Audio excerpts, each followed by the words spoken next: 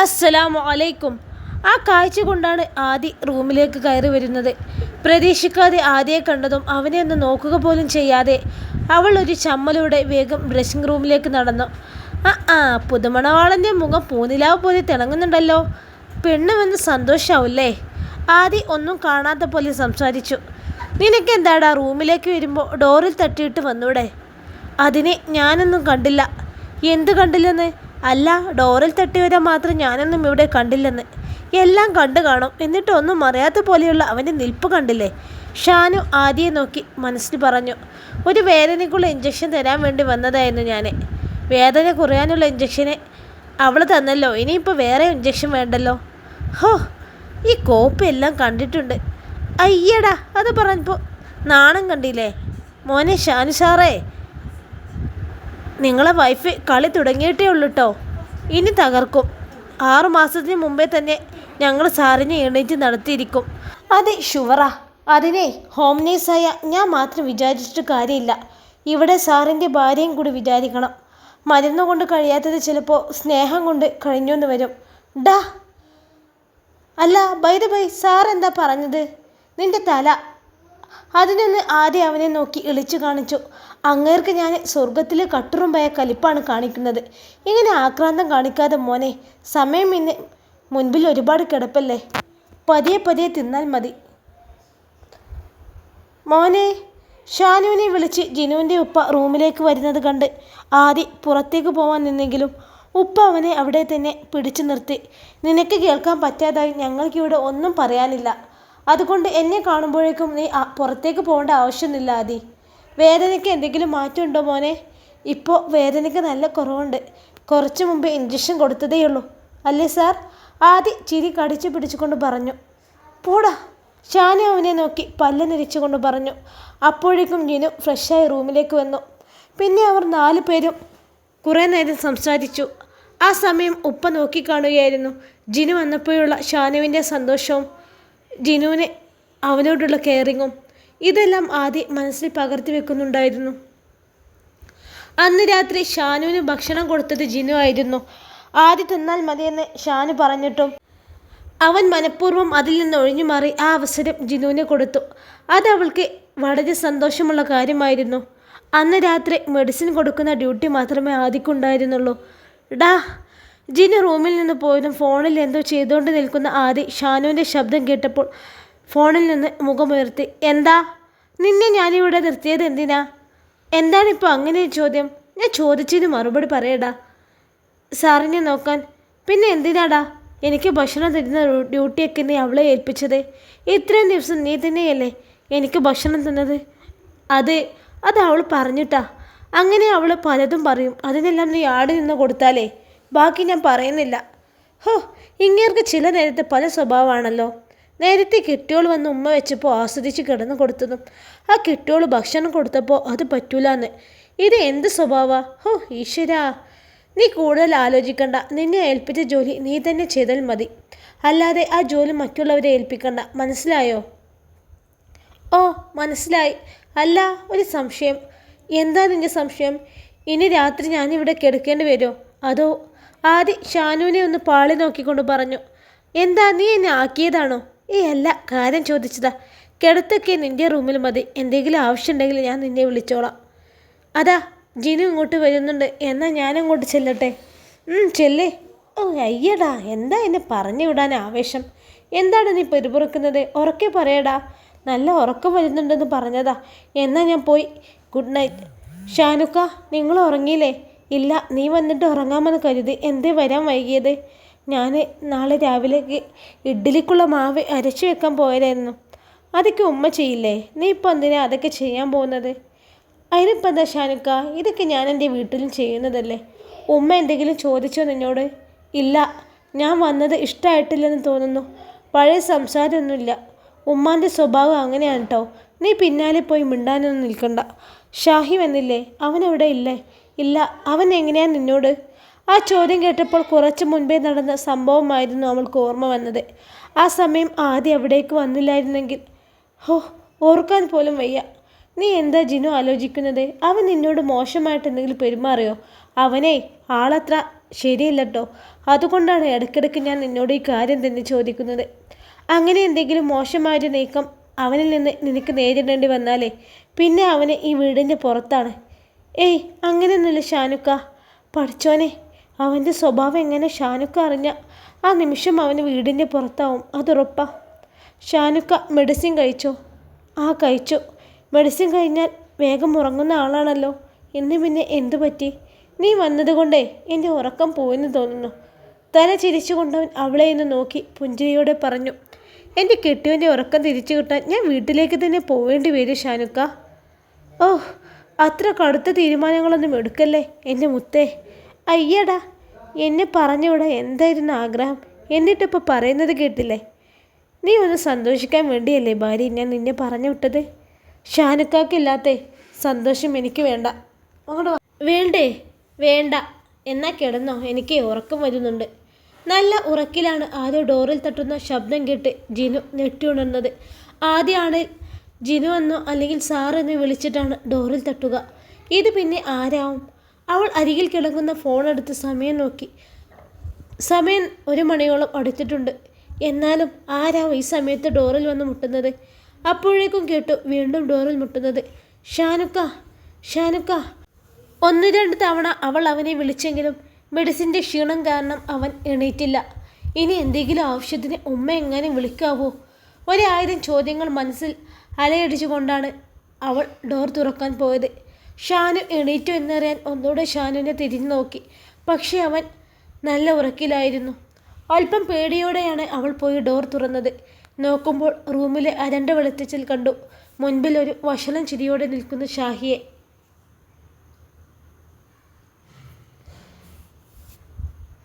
എൻ്റെ ജിനു, നീ ഇത്ര വേഗം കഥകടിച്ച് കിടന്നോ? റൂമിലേക്ക് ഒന്ന് എത്തി നോക്കിക്കൊണ്ടായിരുന്നു അവൻ്റെ ചോദ്യം. കിടക്കാൻ സമയമായാൽ പിന്നെ കിടക്കില്ലേ? നീ എന്തിനായി പാതിരാത്രി വന്ന് ഇവിടെ വിളിച്ചത്? നീയോ? മൂത്തവരെ കയറി നീയെന്ന് വിളിക്കാൻ പാടുണ്ടോ? അങ്ങനെ വിളിക്കുന്നത് മോശമല്ലേ? പിന്നെ ഞാൻ നിന്നെ കയറി ഇക്കാന്ന് വിളിക്കണോ? അങ്ങനെ വിളിച്ചാലേ എനിക്ക് സന്തോഷമേ ഉള്ളൂ ജിനു. നീ എന്തിനാ അപ്പോൾ ഡോറിൽ വന്ന് മുട്ടിയത്? എന്താ പ്രശ്നം? ഇത് നല്ല ചോദ്യം. എനിക്ക് ഭക്ഷണം എടുത്തു തരുന്ന ഡ്യൂട്ടി ജിനുവിനല്ലേ? നിൻ്റെ ഉമ്മയല്ലേ തായേ? ഉമ്മ നല്ല ഉറക്കിലാണ്, പിന്നെ പ്രായമാവറല്ലേ, വെറുതെ വിളിച്ച് ശല്യം ചെയ്യണ്ടെന്ന് കരുതി. പിന്നെ ജിനു നല്ല ചുറുചുറുക്കോടെ ഓടി നടക്കുമ്പോൾ എന്തിനാ ഞാൻ ഉമ്മാനെ ബുദ്ധിമുട്ടിക്കുന്നത്? ഓ പിന്നെ, ഞാനില്ലാത്ത ദിവസം നീ തനിയല്ലേ ഭക്ഷണം എടുത്ത് കഴിച്ചത്? അതുപോലെ അങ്ങ് എടുത്ത് കഴിച്ചാൽ പോലെ. അത് ജിനു ഇവിടെ ഇല്ലാത്തത് കൊണ്ടല്ലേ. പക്ഷേ ഇപ്പോൾ ഇവിടെ ഉണ്ടല്ലോ. നീ സംസാരിച്ച് നിൽക്കാതെ വന്നേ, എനിക്ക് നല്ല വിശപ്പുണ്ട്. കഴിക്കാൻ വേഗം എടുത്തുതാ. പിന്നെ ഇയാൾക്ക് കയ്യില്ലേ, തന്നെത്താൻ അങ്ങ് എടുത്ത് കഴിച്ചാൽ മതി കേട്ടോ. ഇനി അതല്ല ഞാൻ തന്നാൽ മാത്രമേ കഴിക്കൂ എന്നുണ്ടെങ്കിലേ ഞാൻ പോയി ഷാനുക്കാനോട് ചോദിക്കട്ടെ. വെറുതെ എന്തിനാ അവനെ നീ വിളിച്ച് ബുദ്ധിമുട്ടിക്കുന്നത്? ആന കുത്തിയാലും അവൻ എഴുന്നേൽക്കില്ല. കാരണേ അവൻ കഴിച്ച മെഡിസിൻ്റെ പവർ അത്രയ്ക്കുണ്ട്. ഓഹോ, അപ്പോൾ എല്ലാം അറിഞ്ഞുകൊണ്ടുള്ള വരവാണല്ലേ? സംസാരിച്ച് നിൽക്കാതെ വാജിനു, എനിക്ക് നല്ല വിശപ്പ്. ഷാനുക്ക ഒന്നും ഉണർന്നില്ലെങ്കിൽ ഈ കാലൻ്റെ കൂടെ താഴേക്ക് പോകണ്ടായിരുന്നു. ഇനിയിപ്പോൾ എന്താ ചെയ്യുക? ആലോചിച്ച് നിൽക്കാതെ വാ, എനിക്ക് ഭക്ഷണം എടുത്ത് താജിനു. ഒത്തിരി അധികാരഭാവത്തോടെയായിരുന്നു അവൻ്റെ സംസാരം. നീ നടന്നോ, ഞാൻ വരാം. വരുമോ? വേഗം വന്നേക്കടേ, ഞാൻ കാത്തിരിക്കും. അവളെ എന്നെ ഒഴിഞ്ഞു നോക്കിക്കൊണ്ടവൻ പറഞ്ഞു. ജിനു. ഡോർ ചാരിയിട്ട് പുറത്തേക്ക് ഇറങ്ങാൻ നിൽക്കുമ്പോഴാണ് പിന്നിൽ നിന്നും ഷാനുവിൻ്റെ വിളി. ആ സമയം അവൾക്ക് പറഞ്ഞറിയിക്കാൻ പറ്റാത്ത ആശ്വാസം തോന്നി. നീ എവിടേക്കാ ജിനു ഈ നേരത്തെ? അത് ഷാഹി വിളിച്ചിരുന്നു. അവന് ഭക്ഷണം എടുത്ത് കൊടുക്കാൻ വേണ്ടി പറഞ്ഞു. അവനെന്താ കയ്യൊന്നുമില്ലേ എടുത്ത് കഴിക്കാൻ? ഒറ്റയ്ക്ക് കഴിക്കാൻ ബുദ്ധിമുട്ടാണെങ്കിലേ കഴിക്കണ്ട. നീ അങ്ങോട്ട് പോവാൻ നിൽക്കണ്ട. നിന്നോട് ഞാൻ പറഞ്ഞില്ലേ, ഒന്ന് കിടക്കാൻ നോക്ക്. അപ്പോൾ ഷാനുക്ക് ഉറങ്ങിയില്ലായിരുന്നു. അതിനവൻ അവളെ നോക്കിയതല്ലാതെ മറുപടി ഒന്നും പറഞ്ഞില്ല. ഭക്ഷണം എടുത്തു തരാൻ വേണ്ടി കുറേ സമയം അവൻ ജിനുവിനെ വെയിറ്റ് ചെയ്തില്ലെങ്കിലും അവൾ വരില്ലെന്ന് കണ്ടപ്പോൾ സ്വയം എടുത്ത് കഴിക്കാൻ തുടങ്ങി. ഇനി ഞാൻ അവളെ വിളിച്ചത് ഷാനു കേട്ട് കാണും. അങ്ങനെയാണെങ്കിൽ നാളെ എൻ്റെ കാര്യത്തിൽ തീരുമാനമാവും. ഹേയ്, മരുന്ന് കഴിച്ച് കിടക്കുന്നവനെ ഞാൻ വിളിച്ചത് കേൾക്കാൻ വഴിയില്ല. ചിലപ്പോൾ അവൾ എന്നെ പേടിച്ചിട്ട് വരാനിട്ടാവും. നിൻ്റെ പേടിയെല്ലാം ഞാൻ മാറ്റിയെടുക്കും മോളെ. എന്നിട്ട് നിന്നെ ഞാനെൻ്റെ പെണ്ണായി വായിക്കും. അവനിൽ നിന്ന് കിട്ടാത്തതെല്ലാം എന്നിൽ നിന്ന് കിട്ടുമ്പോഴേ എൻ്റെ വായിക്ക് നീ വന്നോളും.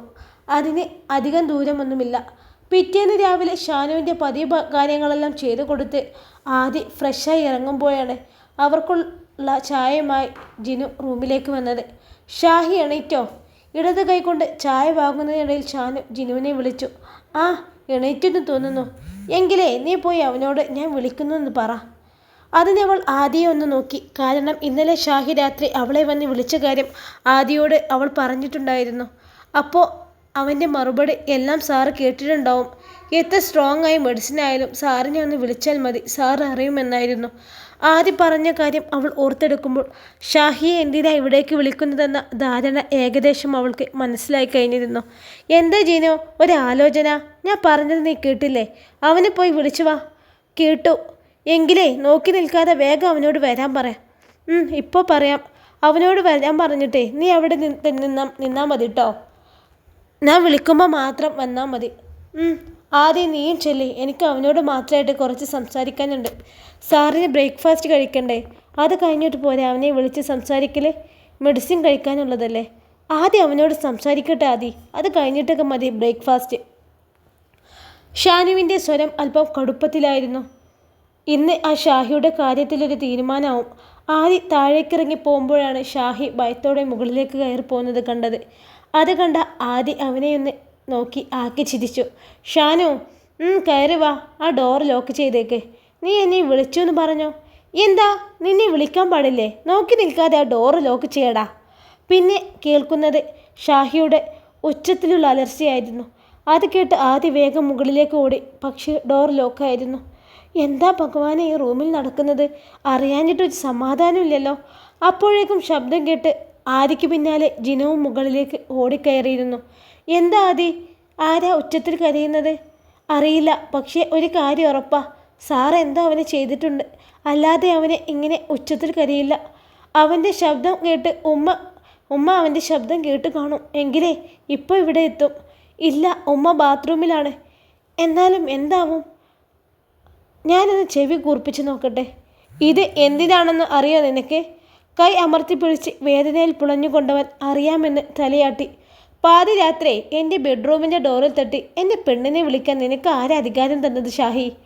ഇങ്ങനെ അധികാരം കാണിക്കൽ സ്വയം കെട്ടിയിട്ട് മതി, അല്ലാതെ ഷാനുവിൻ്റെ പെണ്ണിനോട് വേണ്ട നിൻ്റെ അധികാരം കാണിക്കൽ. മനസ്സിലായോടാ? മനസ്സിലായി. രാത്രിയെന്നോ പകലെന്നോ ഇല്ലാതെ നിനക്ക് തോന്നുമ്പോൾ കയറി വരുന്ന സമയം നോക്കി എൻ്റെ പെണ്ണ് നിനക്ക് ഭക്ഷണം മുമ്പിൽ കൊണ്ട് വെച്ച് തരണോ? ഞാനവളെ മഹർ കിട്ടിക്കൊണ്ടുവന്നതേ നിങ്ങൾ അടിമപ്പണി ചെയ്യിക്കാനില്ല. നിനക്ക് വിശപ്പുണ്ടെങ്കിൽ നീ സ്വയം എടുത്ത് കഴിക്കണം, അല്ലാതെ ഉറങ്ങുന്ന എൻ്റെ പെണ്ണിനെ വിളിക്കലല്ല. എൻ്റെ പെണ്ണ് ഈ വീട്ടിൽ വരുന്നതിന് മുമ്പേ നീ ഭക്ഷണം കഴിച്ചില്ലേ? പറയടാ. ഉണ്ട്. പിന്നെ എന്താടാ, അവൾ എടുത്ത് തിന്നാൽ മാത്രമേ നിൻ്റെ അണ്ണാക്കിൽ നിന്ന് ഇറങ്ങത്തുള്ളൂ എന്ന് പറഞ്ഞത്? അത് ഷാനു, അത് ഞാൻ വെറുതെ പറഞ്ഞു തീർന്നില്ല. അവിടുത്തെ അടിയും അവനെ കിട്ടിക്കഴിഞ്ഞിരുന്നു. ആ അടിയിൽ അവനൊന്ന് വേച്ചുപോയി. വേണ്ട ഷാനു, ഇനി ഞാൻ ഒരിക്കലും അങ്ങനെ പറയില്ല. നിന്റെ അഭ്യാസേ ഈ വീടിൻ്റെ പുറത്ത് മതി, ഈ വീട്ടിൽ വേണ്ട. ഇനി എൻ്റെ പെണ്ണിൻ്റെ നേരെ നോക്കി അധികാരഭാവത്തോടെ എന്തെങ്കിലും സംസാരിച്ചാലുണ്ടല്ലോ, നിന്നെ ഈ വീട്ടിൽ നിന്നും എന്നേക്കുമായി പുറത്താക്കിയിരിക്കും. പറഞ്ഞില്ലെന്ന് വേണ്ട. എൻ്റെ 2 കാലുകൾക്ക് മാത്രമേ തളർന്നിട്ടുള്ളൂ. കണ്ണിനും കാതിനും നല്ല പവറാ. അത് ഓർത്ത് നീ കളിച്ചോ? നീ ഇറങ്ങി പോടാ അവിടുന്ന്. മാറി നിന്നോ ജിനോ, അവൻ വരുന്നുണ്ട്. ഡോർ തുറക്കുന്ന ശബ്ദം കേട്ടതും എങ്ങനെ അറിയില്ല, ആദിയും ജിനോവും അടുത്ത റൂമിലേക്ക് ഓടി കയറി ഒളിച്ചു നിന്നു. എന്തായാലും അവന് കാര്യമായിട്ട് കിട്ടിയിട്ടുണ്ട്. അത് എങ്ങനെയെന്നാ എനിക്കറിയേണ്ടത്. നീ താഴേക്ക് പോയിക്കോ, ഞാനേ ഷാനുവിൻ്റെ റൂമിലേക്ക് ചെല്ലട്ടെ. അപ്പോൾ നിനക്ക് മനസ്സിലായില്ലേ സാറിന് നിന്നോടുള്ള സ്നേഹം എത്രമാത്രം ഉണ്ടെന്ന്? അല്ലെങ്കിൽ എനിക്കറിയാം ഷാനുക്കാക്ക് എന്നോട് എന്തൊരു സ്നേഹമുണ്ടെന്ന്. അത് പുറത്ത് കാണിക്കാത്തത് ഷാനുഖാൻ്റെ അവസ്ഥയാണെന്നും എനിക്കറിയാം. എന്നിട്ട് എന്തായിരുന്നു എന്നോട് ഡയലോഗ് അടിച്ചത്? എന്നെ മനഃപൂർവ്വം ഒഴിവാക്കാൻ നോക്കുന്നു. ഞാൻ ഷാനുക്കാക്കൊരു ശല്യമാണ്, ആനാണ്, കുതിരയാണ്. എന്നെ കൊണ്ട് പറയിപ്പിക്കണ്ട. ആ കൽബ് നിറയെ നിന്നോടുള്ള സ്നേഹമാണ്. അതേ പുറത്ത് കൊണ്ടുവരണമെങ്കിലേ നീ മനസ്സ് വെക്കണം, അല്ലാതെ സാറത് പുറത്തെടുക്കുന്നതിന് എനിക്ക് തോന്നുന്നില്ല. ഇനി എൻ്റെ പരിശ്രമം അതിന് വേണ്ടിയാണ്. നിൻ്റെ സാറിനെ മെരുക്കി ഞാൻ എൻ്റെ പോക്കറ്റിലാക്കും. നീ നോക്കിക്കോ ആദി. എങ്കിലേ ഓൾ ദ ബെസ്റ്റ്. നീ ചെല്ല്, ഞാൻ സാറിൻ്റെ റൂമിലേക്കൊന്ന് ചെല്ലട്ടെ. പോയിട്ട് വേഗം സാറിന് കഴിക്കാനുള്ളത് കൊണ്ടുപോവാ. മെഡിസിൻ കഴിക്കാനുള്ളതാണ്. ഞാനിപ്പോൾ കൊണ്ടുവരാം. ആദ്യം റൂമിലേക്ക് ചെല്ലുമ്പോൾ ഷാനു കിതപ്പോടെ ബെഡിൽ ചാരി ഇരിക്കുന്നുണ്ട്. അവൻ്റെ ആവശ്യപ്രകാരം ആദി നേരത്തെ അവനെ ഇരുത്തിപ്പോയതാണ്. സാർ, നീ കുടിക്കാൻ കുറച്ച് വെള്ളം എടുക്ക്, നല്ല ദാഹം. മേശപ്പുറത്തിരുന്ന കുപ്പിയിലെ വെള്ളം എടുത്ത് അതിൻ്റെ അടപ്പ് തുറന്ന് ആദി അവന് നേരെ നീട്ടി. നീ എനിക്ക് വലിയൊരു ഉപകാരമാണ് ചെയ്തു തന്നത്. വെള്ളം കുടിച്ചതിന് ശേഷം ദീർഘനിശ്വാസം എടുത്തുകൊണ്ട് ഷാനു പറഞ്ഞു. ഷാനു എന്താണ് പറയുന്നതെന്ന് ആദിക്ക് മനസ്സിലായില്ല. ഞാൻ പറഞ്ഞത് നിനക്ക് മനസ്സിലായില്ല അല്ലേ? ഇല്ല, അത് നിൻ്റെ ഓഞ്ഞ നോട്ടം കണ്ടപ്പോൾ എനിക്ക് മനസ്സിലായി. അന്ന് നീ എനിക്കൊരു ഇരുമ്പുവടി കൊണ്ട് തന്നത് ഓർമ്മയുണ്ടോ? അപ്പോഴാണ് ആദിക്ക് മനസ്സിലായിരുന്നത് എന്തിനായിരുന്നു ഷാഹി റൂമിൽ കിടന്ന് അലറിയതെന്ന്. എന്നിട്ട് ആ വടിക്കൊണ്ട് സാർ അവനെ എന്താ ചെയ്തത്? അവനെ ഞാനൊന്ന് തലോടി.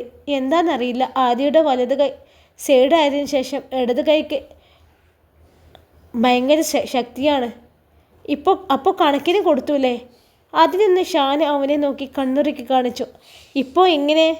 അപ്പോൾ മുൻപ് ഇവിടെ നടന്ന അവൻ്റെ കാര്യങ്ങളെല്ലാം സാറ് അറിഞ്ഞിരുന്നെങ്കിൽ എന്താകുമായിരുന്നു ഇവിടുത്തെ പുകില്? എന്തായാലും അവനത് ആവശ്യമായിരുന്നു. ഇനി അവനൊന്ന് അടങ്ങിക്കോളും. പഠിച്ചോനെ, ഇതെന്താ മോനെ നിനക്ക് പറ്റിയത്? ഷർട്ട് ഊരി മാറ്റി കയ്യിൽ മരുന്ന് തേക്കുന്ന ഷാഹിക്ക് അരികിലേക്ക് ധൃതിയോടെ വന്നിട്ടായിരുന്നു ഉമ്മാൻ്റെ ചോദ്യം. വേദനയുടെ കാഠിന്യം കൊണ്ട് അവനൊന്നും സംസാരിക്കാൻ പോലും പറ്റുന്നുണ്ടായിരുന്നില്ല. എൻ്റെ കുട്ടിക്ക് എന്താ പറ്റിയത്? ഒന്ന് പറയും മോനെ, എനിക്ക് എന്താ പറ്റിയത്? പറ്റിയത് അറിഞ്ഞിട്ട് എന്താ കാര്യം? അവൻ ഉമ്മാക്ക് നേരെ ചീറിക്കൊണ്ട് ചോദിച്ചു. വേദന കൂടുതലാണെങ്കിലേ നമുക്ക് ഹോസ്പിറ്റലിൽ പോവാം. നിന്നെ കണ്ടാലറിയാം നല്ല വേദനയുണ്ടെന്ന്. എന്നാലും കുറച്ച് സമയം കൊണ്ട് എന്താ പറ്റിയത്? എനിക്കൊന്നും മനസ്സിലാവുന്നില്ല. എൻ്റെ കൈ പൊട്ടിപ്പോയിന്നാ തോന്നുന്നത്. വേദന സഹിക്കാൻ പറ്റണില്ലമ്മ. എന്നാ വാ, നമുക്ക് ഹോസ്പിറ്റലിലേക്ക് പോവാം. ഹോസ്പിറ്റലിൽ പോവാനും പൈസ വേണ്ടേ? എല്ലാം കൂടി നുള്ളിപ്പെറുക്കിയാൽ എൻ്റെ കയ്യിൽ 500 രൂപ കാണും. അതുപോരല്ലോ. ഇനിയുമ്പോൾ ഹോസ്പിറ്റലിൽ പോവാൻ അത് ഷാനുവിനോട് ചോദിക്കണം. നീ ഇവിടെ നിൽക്കേ, ഞാനൊന്ന് ഷാനുവിനോട് ചോദിക്കട്ടെ. വേണ്ടുമ്മ എന്ന് ഷാഹി പറഞ്ഞെങ്കിലും അവൻ്റെ വാക്കു കേൾക്കും മുമ്പേ ഉമ്മ ഷാനുവിൻ്റെ റൂമിലേക്ക് പോയിരുന്നു. മോനെ ഷാനു. കിതപ്പോടെ റൂമിൻ്റെ മുൻപിൽ ചെന്ന് അവനെ വിളിക്കുമ്പോൾ ജിനു അവന് ഇഡ്ഡലി മുറിച്ച് വായിലേക്ക് വെച്ചു കൊടുക്കുകയായിരുന്നു. ആ വരിവ് എന്തിനാണെന്ന് അവർ പറയാതെ തന്നെ അവന് മനസ്സിലായിരുന്നു. എന്താ? അവൻ അല്പം ഗൗരവത്തോട് ചോദിച്ചു. എനിക്കൊരു 2000 രൂപ വേണം. 2000 രൂപ എന്തിന്? ഷാഹിക്ക് തീരെ വയ്യ, അവനെ ഹോസ്പിറ്റലിൽ കൊണ്ടുപോകാനാ. അവനെന്തു പറ്റി? എന്തു പറ്റിയതാണെന്നറിയില്ല. കൈ അനക്കാൻ വയ്യെന്ന് പറഞ്ഞ് അവിടെ കിടന്ന കരയാ. അവൻ്റെ കരച്ചിലേ എനിക്ക് കാണാൻ വയ്യ മോനെ. അത് കേട്ട് ജിനു അവനെ നോക്കി. ഹോസ്പിറ്റലിൽ പോവാൻ മാത്രം ഒന്നും കാണില്ല. അതൊക്കെ അവൻ്റെ അഭിനയമാവും. ഇച്ചിരി കോയമ്പെടുത്ത് പുരട്ടി കൊടുത്തോളൂ, അത് മാറിക്കോളും. ഇത് നല്ല അഭിനയമൊന്നുമല്ല. അവന് നല്ല വേദനയുണ്ട്. നീ സംസാരിച്ച് നിൽക്കാതെ പൈസ ഉണ്ടെങ്കിൽ താ. ഇപ്പോൾ എൻ്റെ കയ്യിൽ പണമൊന്നുമില്ല. ഇല്ലേ? ഇല്ല. അവനോടേ മറ്റാരോടെങ്കിലും ചോദിക്കാൻ പറ. ജോലിയും കൂലിയും ഇല്ലാത്ത അവനെ ആര് കൊടുക്കാനാ മോനെ? എങ്കിലും പിന്നെ ഹോസ്പിറ്റലിൽ പോകണ്ടെന്ന് വെക്കണം. എങ്കിലും ഒരു 1000 രൂപ കാണൂ. എൻ്റെ കയ്യിൽ ഇല്ലെന്ന് പറഞ്ഞില്ലേ? ആ ശബ്ദം അല്പം ഉച്ചത്തിലായിരുന്നു. ഞാൻ ഈ അവസ്ഥയിൽ കിടക്കുമ്പോഴും ഇവിടുത്തെ കാര്യങ്ങൾ ഒരു മുടക്കം കൂടാതെ ഭംഗിയായി തന്നെ ഞാൻ നടത്തുന്നില്ലേ? ഇനി അവന് ചികിത്സക്കുള്ള പണം കൂടി ഞാൻ കണ്ടെത്തണമെന്നാണ് ഉമ്മ പറയുന്നത്. നിങ്ങൾ എന്താണ് ഈ പറയുന്നത്? അവൻ്റെ കരച്ചിലെ കാണാൻ വയ്യ. അതുകൊണ്ടാണ് മോനെ ഞാൻ നിൻ്റെ അരികിലേക്ക് വന്നത്. അവൻ ചോദിക്കുമ്പോൾ പലപ്പോഴുമായി 2000 5000 ഞാൻ എണ്ണി കൊടുക്കാറില്ലേ? ഇപ്പോൾ അവന് കൊടുക്കാൻ എൻ്റെ കയ്യിൽ ക്യാഷില്ല. ഉമ്മ മറ്റ് വഴി എന്തെങ്കിലും നോക്ക്. ഇനി ഞാൻ ആരോടാ ചോദിക്കേണ്ടത് എന്ന് ചോദിച്ച് ഉമ്മ ഇറങ്ങി പോകുമ്പോൾ ആദി ഓടുവെന്ന് ഷാനുവിൻ്റെ കയ്യിൽ പിടിച്ചു. കൊടുക്കൈ. ഇപ്പോഴാണ് സാറിന് വിവരം വച്ചത്. ഇനി അങ്ങോട്ട് ഇതുപോലെ തന്നെ വേണം പെരുമാറാൻ. കുറേ നാളെയിലായി അവൻ സാറിനെ പിഴിഞ്ഞ് ജീവിക്കുന്നത്. അവൻ ചോദിക്കുമ്പോൾ സാർ എണ്ണിക്കൊടുക്കുന്നത് കൊണ്ടാണ് അവൻ്റെ ജോലി വേണമെന്ന ചിന്തയില്ലാത്തത്. എന്തായാലും സാർ അവന് കൊടുത്തത് ഇച്ചിരി കനത്തിൽ തന്നെ കൊടുത്തിട്ടുണ്ട്. ഇനി കുറച്ച് ദിവസത്തേക്ക് അവനൊന്ന് ഒതുങ്ങിക്കോളും. എൻ്റെ ഉമ്മ, കയ്യൊന്ന് അനക്കാൻ പറ്റുന്നില്ലല്ലോ. എന്നെ വേദനിപ്പിച്ച കാലമാടനെ ഞാൻ വെറുതെ വിടില്ല. നീ നോക്കിക്കോ ഷാനു. നീ സ്വന്തമൊന്ന് കരുതിയതെല്ലാം അധികം വൈകാതെ തന്നെ ഞാൻ എൻ്റെ കൈവളയിൽ എത്തിച്ചേരും. അതിൽ ആദ്യം സ്വന്തമാക്കുന്നത് നിൻ്റെ പെണ്ണിനെ തന്നെ ആയിരിക്കും. എന്ത് നാറിയ കളി കളിച്ചിട്ടാണെങ്കിലും ഞാൻ സ്വന്തമാക്കിയിരിക്കും, ഉറപ്പ്. നിനക്ക് ഞാൻ തരുന്ന ശിക്ഷയാണത്. അവൾ എനിക്ക് സ്വന്തമാവുന്ന ദിവസം നീ നെഞ്ചു പൊട്ടിക്കരയും. അത് കൺകുളിർക്കെ കണ്ട് എനിക്ക് ആസ്വദിക്കണം. ഇനി എൻ്റെ ദിവസമാണ്. നിൻ്റെ തകർച്ചയും കാത്തിരുന്നോ നീ ആ നല്ല മുഹൂർത്തത്തിന് വേണ്ടി. ഹോ, എന്തിനു അടിയാണ് ആ പഹ്യൻ അടിച്ചത്? തിരിച്ചടിക്കാൻ എനിക്ക് അറിയാഞ്ഞിട്ടില്ല. അതിൻ്റെ ഇരട്ടിയായി തിരിച്ചു കൊടുക്കാനുള്ള അവസരം എനിക്ക് മുൻപിൽ വരുമെന്ന് ഉറപ്പുള്ളത് കൊണ്ടാണ്. മോനെ, അവൻ്റെ കയ്യിൽ പൈസ ഇല്ലെന്ന് പറഞ്ഞു. ഇനി ഹോസ്പിറ്റലിൽ പോവാൻ എന്തു ചെയ്യും മോനെ? ഉമ്മാനോട് ആരാ പറഞ്ഞത് അവനോട് പോയി പൈസ ചോദിക്കാൻ? അവൻ തരില്ല, ദുഷ്ടൻ. നിന്റെ അവസ്ഥ കണ്ടപ്പോൾ ചോദിക്കാതിരിക്കാൻ തോന്നിയില്ല. നല്ല വേദനയുണ്ടോ മോനെ കയ്യിൽ? ആ ഉണ്ട്. കൈ തൊടല്ലോ ഉമ്മ. നിനക്ക് എന്ത് പറ്റിയതാണെന്ന് നീ ഇതുവരെ എന്നോട് പറഞ്ഞിട്ടില്ലല്ലോ. എന്താ നിനക്ക് പറ്റിയത്? സത്യം പറ. ഇനി അതറിഞ്ഞിട്ട് എന്താ കാര്യം? സംസാരിച്ച് നിൽക്കാതെ ഉമ്മ വരുന്നുണ്ടോ? എനിക്ക് വേദനിച്ചിട്ട് വയ്യ. ഹോസ്പിറ്റലിൽ പോകാൻ പൈസ വേണ്ടേ? അതൊക്കെ എൻ്റെ കയ്യിലുണ്ട് ഉമ്മ. ഉമ്മ എൻ്റെ കൂടെ വന്നാൽ മതി. നിൻ്റെ കയ്യിൽ എവിടുന്നാ പൈസ? അതൊന്നും ഉമ്മ അറിയണ്ട.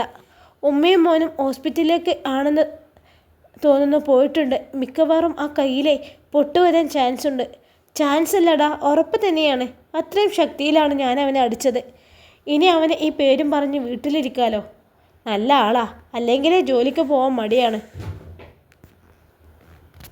പിന്നെ അന്ന് അവന് ഒരു ജോലിക്കാരൻ സംസാരിച്ചാലേന്നോ, ഏതോ ഒരു സൂപ്പർ മാർക്കറ്റിൽ വേക്കൻസി ഉണ്ടെന്ന് പറഞ്ഞിട്ട്. അത് ഞാൻ അവനെ അന്ന് തന്നെ വിളിച്ച് സംസാരിച്ചതാണ്. എൻ്റെ അനിയന് വേണ്ടിയാണെന്ന് പറഞ്ഞപ്പോൾ അവന് ഒട്ടും താല്പര്യമില്ല. ഇവൻ്റെ സ്വഭാവം അവർക്ക് നല്ല പോലെ അറിയാം. അതുകൊണ്ടാണ് അവർക്ക് താല്പര്യമില്ലാത്തത്. എന്നോട് നോ പറഞ്ഞതോർത്ത് അവർക്ക് നല്ല സങ്കടം ഉണ്ടായിരുന്നു. പിന്നെ എനിക്കും താല്പര്യമില്ല എൻ്റെ ഫ്രണ്ടിൻ്റെ കൂടെ ഒരു സ്റ്റാഫായി അവൻ നിൽക്കുന്നത്. അതുകൊണ്ടേ ഞാൻ കൂടുതൽ നിർബന്ധിക്കാൻ പോയില്ല. ഞാൻ നിർബന്ധിച്ചാൽ അവർ ജോലി കൊടുക്കും. വെറുതെ എന്തിനാ ഇവൻ കാരണം ഞങ്ങൾ നല്ല സൗഹൃദം ഇല്ലാതാക്കുന്നത്? ഇവൻ്റെ സ്വഭാവം വെച്ച് ഇവൻ ആരും ജോലി കൊടുക്കുമെന്ന് തോന്നുന്നില്ല. അവന് തീറ്റിപ്പോറ്റാൻ സാറുണ്ടല്ലോ. അപ്പോൾ ജോലി ഇല്ലെങ്കിലും അവന് ജീവിച്ചു പോവാം.